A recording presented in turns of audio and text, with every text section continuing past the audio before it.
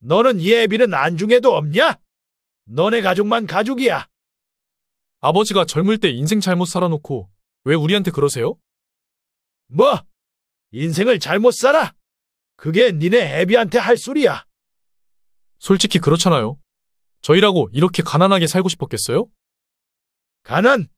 난 너네 키우느라 이제껏 잠도 편하게 잔 적이 없다. 그리고 너네 결혼할 때도 내 노후 자금 다 털어서 해줬다. 니네가 지금 굶기를 하냐 뭘 하냐? 네 애비 올해만 좀 도와달라는데 그게 그렇게 힘들어?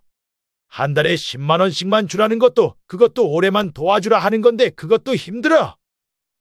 저희 애 키우기도 빠듯하고 집사람한테는 뭐라고 얘기해요? 쪽팔리기도 하고. 뭐가 쪽팔려? 내가 누구 때문에 연금도 못 받게 됐는데. 올해로 만 65세가 된 김 씨는 자신의 집 주차장에서 자식들과 실갱이를 벌이고 있습니다. 이런 김 씨와 자식들에게는 어떤 사연이 있었을까요? 김 씨는 나름 배고프지 않은 어린 시절을 보냈습니다. 김 씨의 부모님은 워낙 좋은 토지를 가지고 있었기에 벼농사를 하면서 생계를 이어나갔습니다. 그 당시 1950년대, 1960년대에는 쌀이 귀했기 때문에 쌀 한 가마를 팔면 대학 등록금을 낼 수 있는 수준이었습니다. 김 씨는 한옥집에 살며 집에서는 항상 단란하고 웃음꽃이 가득했습니다. 마당에는 김 씨의 어머니가 좋아하시던 꽃나무를 잔뜩 심으셨고 그 꽃나무의 향기가 온 동네를 가득 채우기도 했습니다.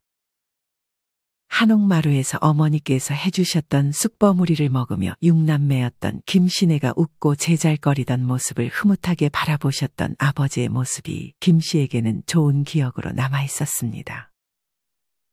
그렇게 김 씨는 서울에 있는 대학교에 진학해 나름 사업을 성공시키며 남부럽지 않은 인생을 살고 있었습니다. 김 씨는 대학에서 만난 아내와 결혼해 이남 일녀를 낳았습니다. 김 씨는 자기 아버지가 해주었던 대로 자식들을 다정하게 키웠습니다. 겨울이면 아이들과 스케이트를 타러 갔고 김 씨의 아내가 몸이 좋지 않아지자 김 씨는 자식들에게 엄마의 역할을 자처했습니다. 김 씨는 딸에게 긴 머리를 양갈래로 직접 다정스러운 손길로 따주기도 했고 빗겨주었습니다. 뿐만 아니라 주름치마, 원피스도 손수해주고 가을 소풍날이면 자식들보다 더 설레하며 계란 노른자로 정체 모를 도시락을 싸주기도 했습니다.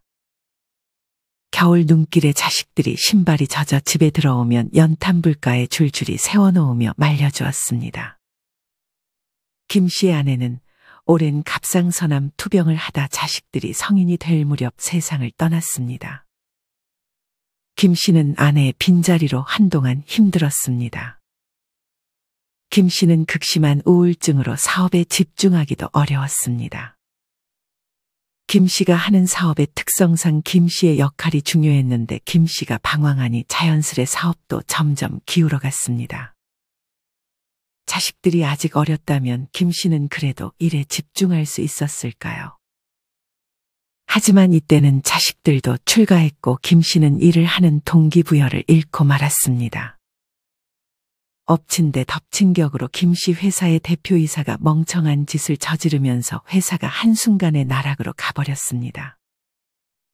자연스레 김 씨는 사업을 접어야 했고 다행히 빚은 생기지 않았지만 김 씨는 50대의 나이에 모아놓은 돈이 한 푼도 없었습니다. 김 씨는 이대로 술을 입에 대는 날이 많아졌고 세상을 원망하는 날이 많아졌습니다. 김 씨를 정말 힘들게 했던 것은 돈보다도 주변 사람들이 김 씨에게서 등을 돌리는 것이었습니다. 김 씨의 사업이 망하기 직전 김 씨를 정말 잘 따르던 부하 직원 한 명은 대놓고 김 씨에게 손찌검을 하며 덤비기까지 했습니다. 자식들은 어릴 적 존경스러웠던 아버지가 무너지는 모습을 보며 잔소리를 하는 날도 늘어갔습니다. 아빠 집이 이게 뭐야? 정리 좀 하고 살지. 유일하게 막내 딸만이 술에 빠진 아버지를 챙길 뿐이었습니다. 막내딸은 아내를 닮아 정도 많고 책임감도 강했습니다. 무엇보다 아버지에 대한 사랑이 남달랐습니다. 이런 아버지를 보며 딸은 마음이 좋지 못했습니다. 무엇보다 딸의 마음을 아프게 했던 것은 김 씨의 건강이었습니다. 술만 가까이 하던 김 씨의 건강은 급격히 악화되었고 기억력까지 감퇴하는 느낌을 받았습니다. 그렇게 딸은 아버지를 돌보는 것에 열중했고 두 아들은 결혼을 했습니다. 결혼한 자식들은 이제 남이라 했던가요? 아버지가 어떻게 살던 두 아들은 김 씨를 전혀 신경 쓰지 않았습니다. 동생이 항상 아버지를 돌봤기에 동생이 어련히 자라겠지 하고 별로 신경 쓰는 일이 없었습니다. 아들 둘은 항상 말뿐인 경우가 많고 아버지를 병원에 모시거나 하는 것은 딸의 몫이었습니다. 별일 없지? 아버지 건강은 어떠셔? 건강 안 좋지. 술을 너무 많이 드셔서 간에 무리가 갔나 봐. 요새 기억력도 왔다 갔다 하시고. 그래. 병원 좀 데려가 보지, 그래. 당연히 갔다 왔지. 오빠들은 자기 살림하기 바쁜 거야? 병원비라도 좀 보태주던지. 아내가 애 교육에 워낙 예민해서.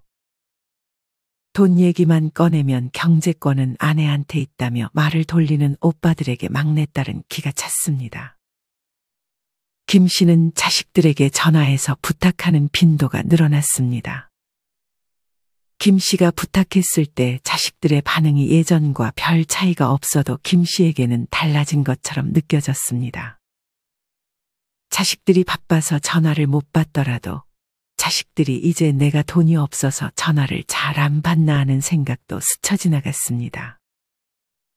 그래도 딸의 노력 끝에 김 씨는 머지않아 술도 줄이고 다시 새 삶을 살기로 다짐했습니다.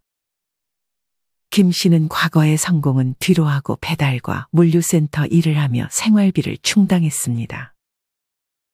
김 씨는 간만에 예전에 친했던 지인들과 술자리를 가졌습니다. 예전엔 김 씨가 밥을 사주겠다고 연락하며 자주 모였던 친구들이었지만 김 씨가 밥 사주겠다고 하지 않으니 오랜 기간 보지 못했던 모임이었습니다. 하지만 더 이상 김 씨는 그들과의 대화가 즐겁지 않았습니다. 야, 그건 그렇고 동철이 너 어떻게 된 거야? 이제 아예 쌍망한 거야. 아무리 오래 알고 지냈어도 이런 말을 들은 김 씨는 기분이 썩 좋지는 않았습니다. 그래도 분위기를 망치기 싫었던 김 씨는 운이 안 좋았지 뭐. 하고 답하며 대답을 피했습니다.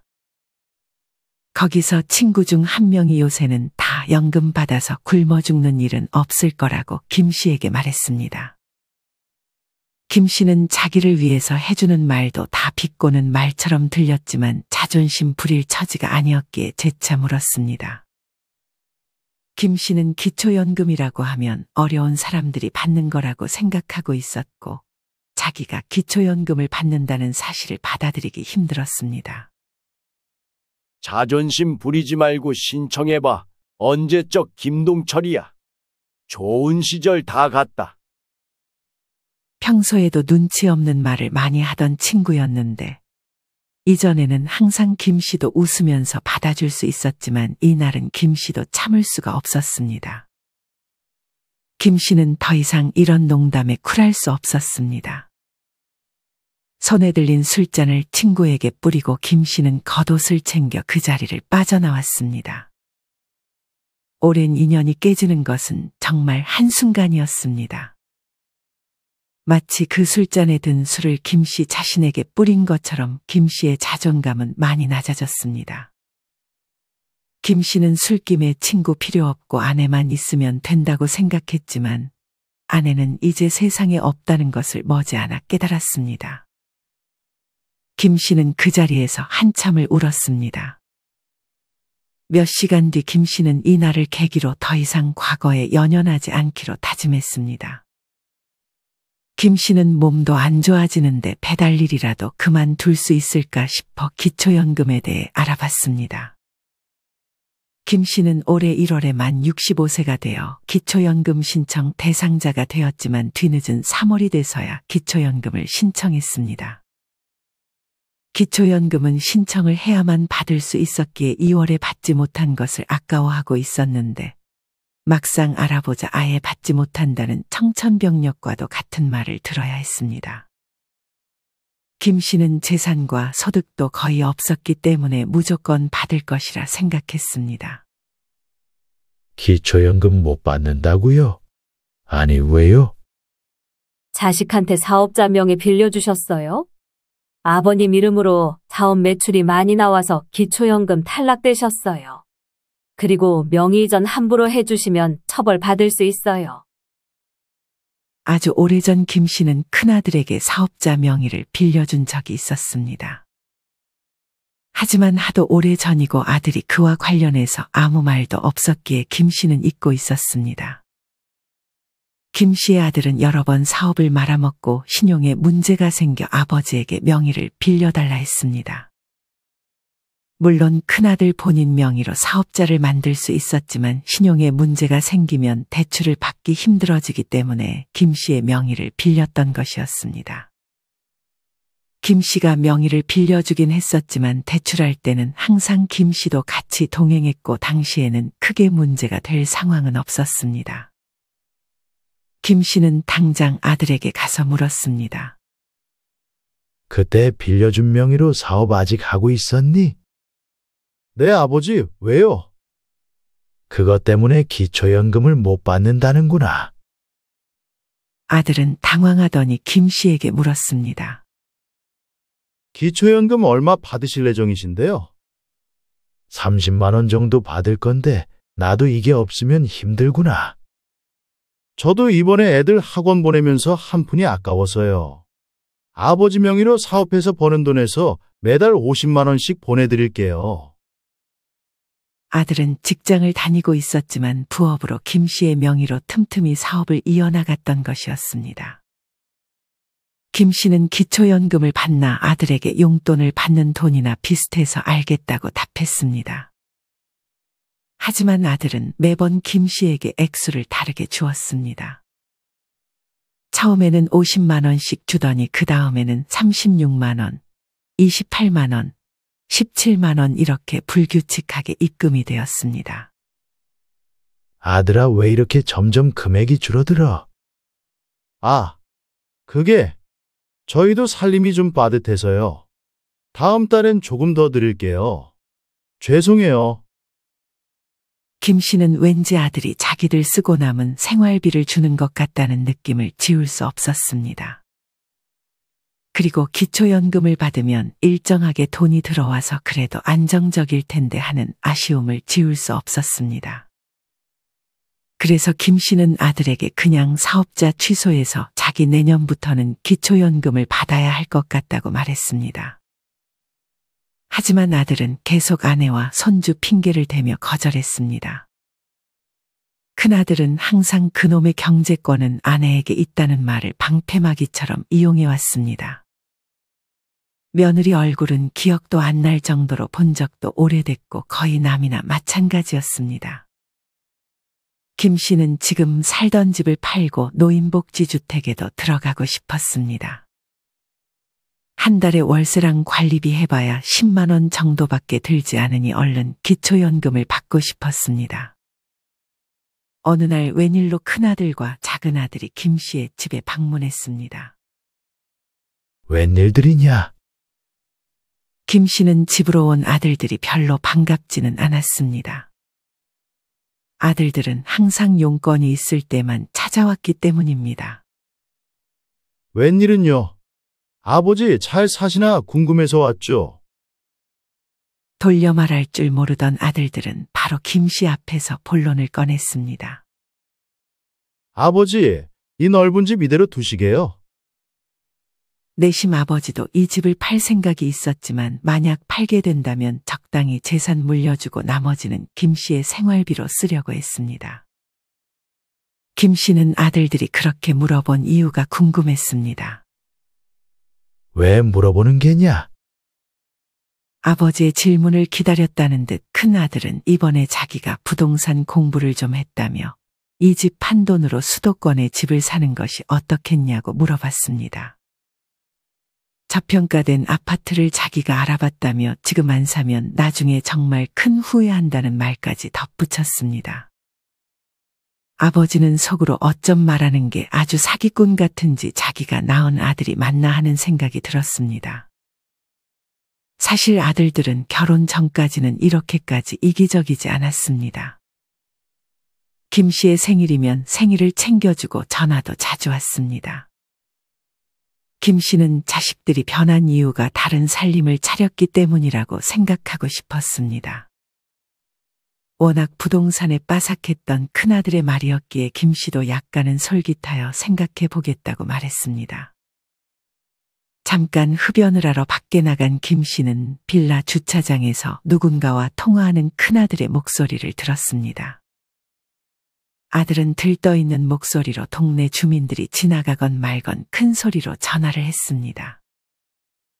그렇다니까. 아버지가 지금 사는 집 팔고 내가 봐둔 집 사고 5년이면 우리도 출세하는 거야. 잘만 얘기하면 명의를 내 명의로 할 수 있을 것 같아. 창식이가 좀 걸리긴 하는데 내가 이것만 잘 성사되면 빚 갚아주기로 했으니까 아마 동의할 거야. 미영이는 모르게 해야지. 일단 팔기 전에는 아버지 이름으로 한다고 말하면 돼.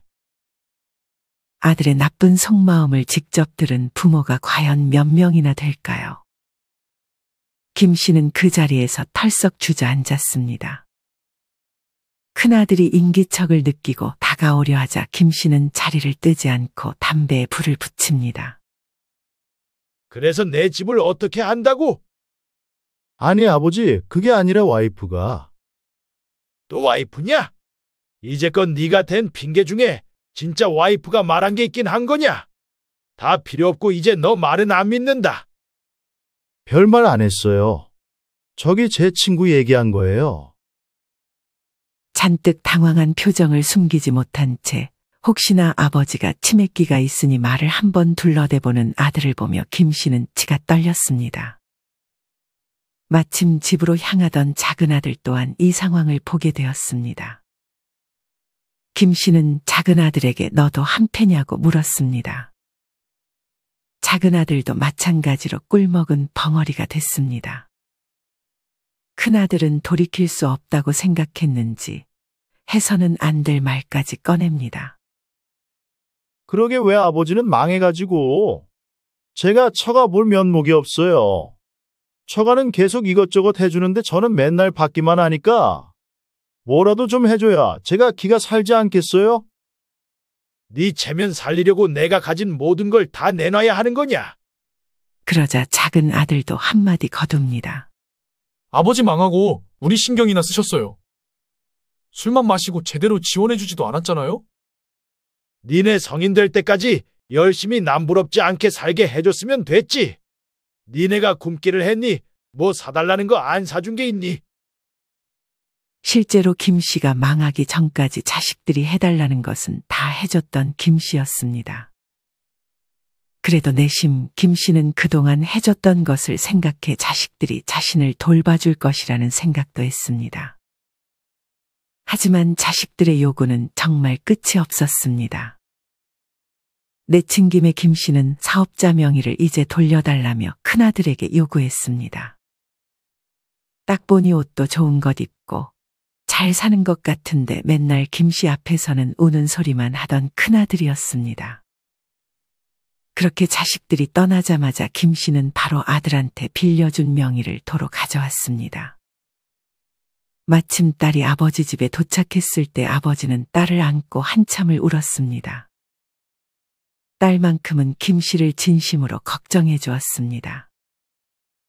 김 씨는 그래도 자식 중 한 명이라도 자기를 걱정해 주는 것을 복이라고 생각했습니다. 하지만 무심한 하늘은 부녀지간을 행복하게 놔두지 않았습니다. 딸은 얼마 전 병원에서 검사를 받았습니다. 검진 결과 김 씨의 아내가 그랬던 것처럼 딸은 갑상선암을 선고받았습니다. 김 씨는 딸에게 엄마가 갑상선 암이니 주의해야 한다는 말을 잘 해주지 못한 것을 땅을 치고 후회했습니다. 딸도 마찬가지로 엄마가 갑상선암으로 돌아가셨다는 것은 알았지만 일상에 치여 자신의 건강을 잘 돌보지 못했습니다. 김 씨는 지금 사는 집도 팔고 딸의 수술비를 대줬습니다. 딸은 수술할 돈이 있다고 했지만 김 씨는 그런 딸을 만류했습니다. 김 씨는 딸의 수술비뿐 아니라 남은 재산 중 대부분은 딸에게 물려줬습니다. 딸은 오빠들에게도 나눠줘야 하는 거 아니냐고 했지만 아들들과 있었던 일을 딸에게 털어놓았는데 가만히 듣고 있던 딸도 오빠 집에 찾아가서 뒤엎고 왔는지 이제 됐다고 남은 인생 둘이 같이 잘 살자고 말했습니다. 이후 아들들이 김 씨에게 어떻게 그럴 수 있냐고 노발대발했지만 그때마다 딸이 아버지의 방패막이가 되어주었습니다. 딸이 이렇게 드셌는지 아버지도 이때 처음 알았습니다. 이후 딸의 수술은 잘 끝났고 다행히 초기에 발견했기 때문에 딸은 건강을 되찾을 수 있었습니다. 김 씨는 이후 자격 요건을 갖춰서 고령자 복지주택에 들어갔고 기초연금도 받을 수 있게 됐습니다. 큰 욕심 부리지 않으니 많은 돈이 없어도 노후를 충분히 잘 살 수 있다는 것을 김 씨는 깨달았습니다. 김 씨는 이후 두 아들과 연을 끊은 뒤 제일 먼저 자신의 건강을 챙겼습니다. 김 씨는 딸을 잘 보살펴 주려면 체력이 좋아져야겠다고 생각했습니다. 사실 술을 입에 대기 전에는 자기 관리를 아주 잘했던 김 씨였습니다. 얼마 후 김 씨는 소일거리라도 할 겸 주유소에 취직했습니다. 나이 많은 사람은 자기밖에 없을 것이라 생각했지만 그곳에 김 씨 또래가 한 명 더 있었습니다. 인사도 하고 웃으며 이런저런 얘기도 나누는 정도로 친해졌는데 나중에 알고 보니 그분도 누구나 아는 대기업 임원까지 하셨던 분이었습니다. 김 씨는 어쩌다가 이 일을 하게 됐냐고 조심스레 물어봤습니다. 그분도 마찬가지로 과거의 영광을 내려놓는데 3년이나 걸렸다는 말을 했습니다. 하지만 지금은 아침에 눈 떠서 갈 곳이 있다는 것이, 나와서 일을 할 수 있다는 것이 너무 감사하다는 말을 했는데 김 씨도 그 말에 크게 공감했습니다. 이후 김 씨는 딸과 서로를 위하며 남은 여생 감사한 마음으로 살고 있습니다. 여러분은 이런 김 씨의 사연을 들으며 어떤 생각이 드셨나요? 누구나 지금은 죽을 듯이 힘들고 큰일이구나 싶지만 지나고 나면 아주 사소하고 아무것도 아니었구나를 느낄 때가 많습니다. 걱정을 하고 자신을 다그쳐 몰아붙이기보다는 감사한 마음을 가지고 살아가는 것이 중요하지 않을까 하는 생각도 듭니다. 우리 삶은 아무리 준비한다고 해도 항상 변수가 있기 마련입니다. 인생사 세웅지 마. 그래도 다 어떻게든 살아나갈 수 있는 것이 인생인 것 같습니다. 삶을 살아가면서 어떤 경험이든 값진 경험이다 생각하고 살아간다면 삶의 좋은 밑거름이 되지 않을까 싶습니다. 이상으로 오늘의 영상을 마치겠습니다. 우리 모든 구독자분들의 행복한 여생을 응원합니다. 다음에 더 좋은 내용으로 찾아뵙겠습니다. 감사합니다.